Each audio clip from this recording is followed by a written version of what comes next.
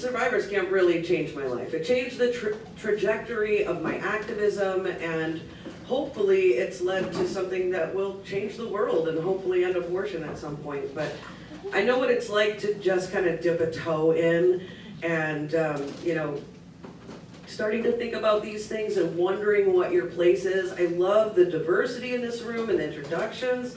That is so exciting.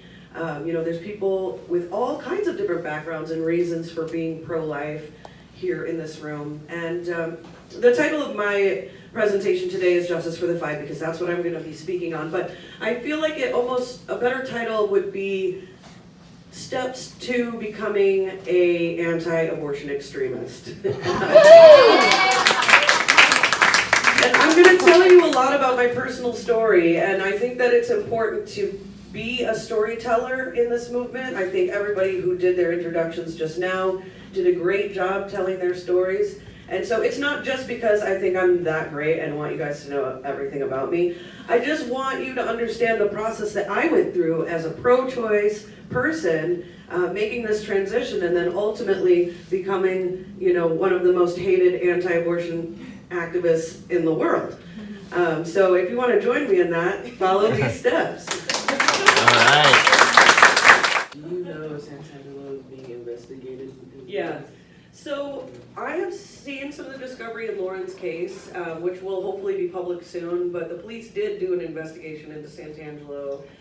They verified all of the products came from his facility, and apparently there is some kind of interview with him in that, and an interview with the truck driver, but none of that is public yet, and it doesn't, I mean, the DCPD and no one's taking any action against Santangelo. That's the important thing. He's able to operate. He's killing today. He killed yesterday. He killed the day before that. Like, he is totally protected by the Washington DC community and the National Abortion Federation.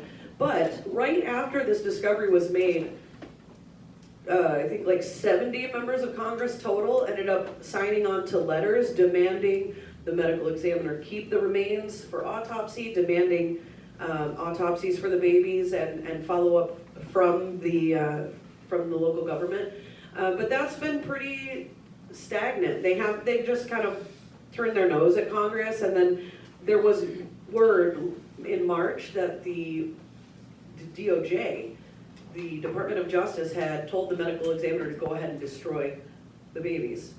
And then there was like an outcry, and members of Congress got involved once again, making another plea to preserve the remains and promising to hold hearings for the babies in the Senate and the House when they have a Republican majority. Now, we do have a Republican majority in the House right now, and they are promising us hearings for Justice for the Five and the FACE Act, and hearings would give this unprecedented visibility. It would show the American people who these victims were, and I think that is just going to be instrumental in everything that we need to do beyond that. I don't think that we're going to necessarily get, you know, any kind of accountability for Santangelo. It's hard to imagine, but it also could happen, just like it did with Gosnell.